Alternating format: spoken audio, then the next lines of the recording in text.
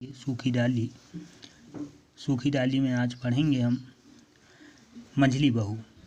वह मलमल के थान और आबरों की बात याद है ना, अभी तक पड़े हुए हैं, कह कह कर हार गए परेश महाशय। बहुरानी के हाथ तक न लाया उन्होंने और वे शर्म के मारे ले जाते नहीं दादाजी के पास। कचहरी में होंगे तहसीलदार, घर में तो अपराधियों से भी गए बीते हो गए। हंसती हैं इंदु और बड़ी बहू भी हंसती हैं। ठीक है, अब आगे यहाँ बताया जाता है। बड़ी बहू कहती हैं कि कुछ कपड़े मलमल के लाने के लिए कहा गया था, ठीक है, परंतु वो परेश जो हैं वो नहीं लाए। ठीक है, बहुरानी के नहीं दिए, शर्मा गए हैं, दादाजी के पास नहीं गए। और ये बताया जाता है कि वो भले कचहरी में तहसीलदार होंगे परंतु घर में तो अपराधियों से कम नहीं हैं।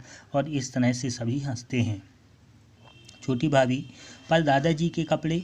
बड़ी भाभी, तुम भी बहन, बस क्या इतना पढ़ लिख कर छोटी बहू कपड़े धोएगी।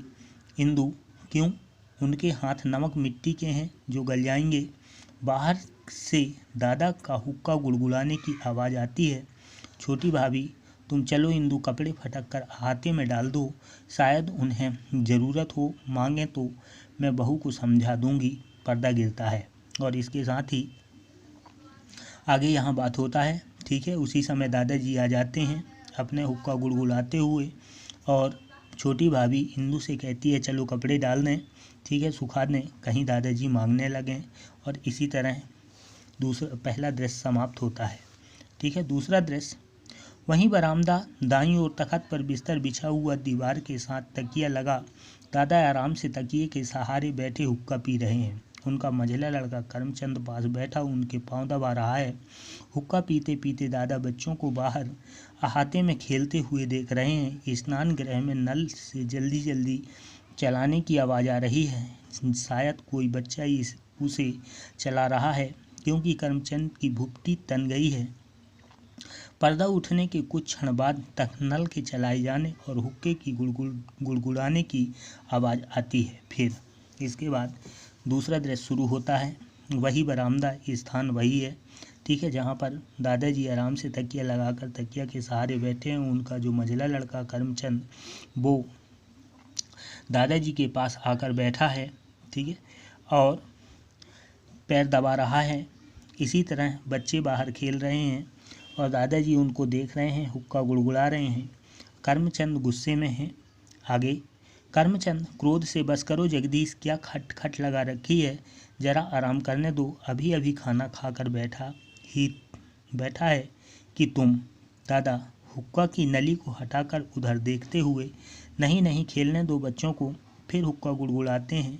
बच्चे हंसते हैं। दादा बरगद की पूरी डाल लाकर आंगन में लगा दी और उसे पानी दे रहे हैं। हंसते हैं, नहीं जानते कि पेड़ की टूटी डाली जल देने से नहीं पनपती। हुक्का गुड़गुड़ाते हैं।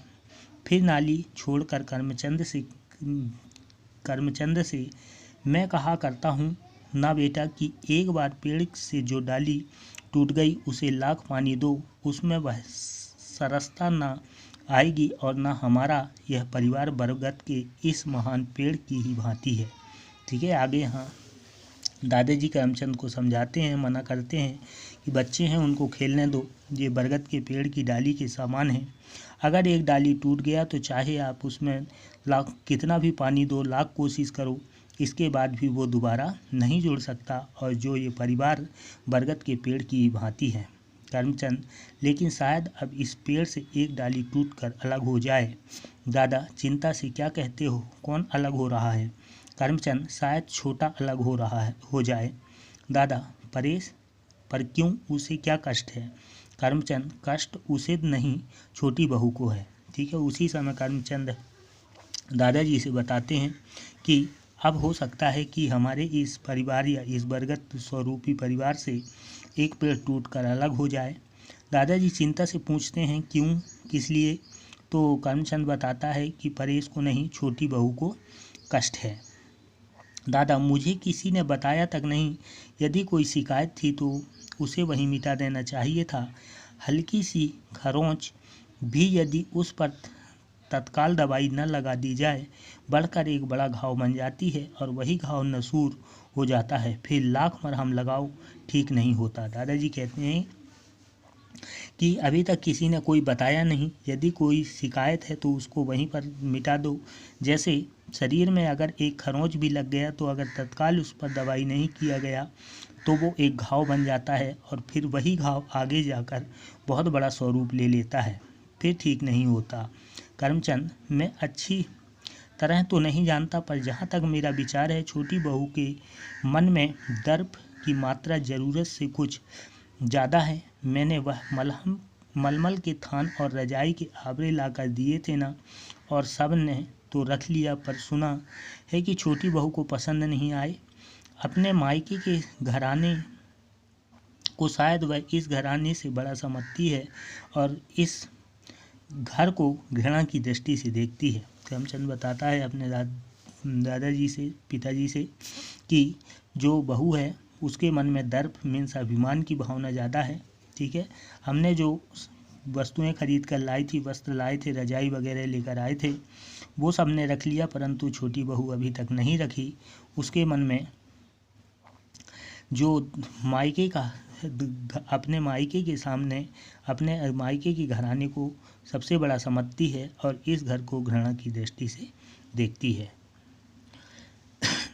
दादा, बेटा, बड़प्पन बाहर की वस्तु नहीं, बड़प्पन तो मन का होना चाहिए। और फिर बेटा, घृणा को घृणा से नहीं मिटाया जा सकता। बहू तभी पृथक होना चाहेगी जब उसे घृणा के बदले घृणा दी जाएगी, लेकिन यदि उसे घृणा के बदले स्नेह मिले तो उसकी सारी घृणा धुल्ली पर लुप्त हो जाएगी। हुक्का गुड़गुड़ाते हैं। और महानता भी बेटा किसी को मनवाई नहीं जा सकती, अपने व्यवहार से अनुभव कराई जा सकती है। ठूठ वृक्ष आकाश को छूने पर भी अपनी महानता का सिक्का हमारे दिलों पर उस समय तक नहीं बैठा सकता जब तक कि, यहाँ दादाजी कहते हैं कि जो बड़प्पन है वो किसी वस्तु से नहीं, मन से होता है, और घृणा को घृणा से नहीं मिटाया जा सकता। घृणा के बदले स्नेह देना चाहिए। ठीक है, स्नेह से वो मिट सकता है। और फिर वो हुक्का गुड़गुड़ाने लगते हैं और कहते हैं, महानता भी बेटा किसी मनवाई नहीं जा सकती, वो भी व्यवहार और अनुभव से उत्पन्न होता है। इन्होंने एक उदाहरण दिया कि यदि एक ठूठा वृक्ष को हम महान बनाना चाहें तो वो नहीं बन सकता।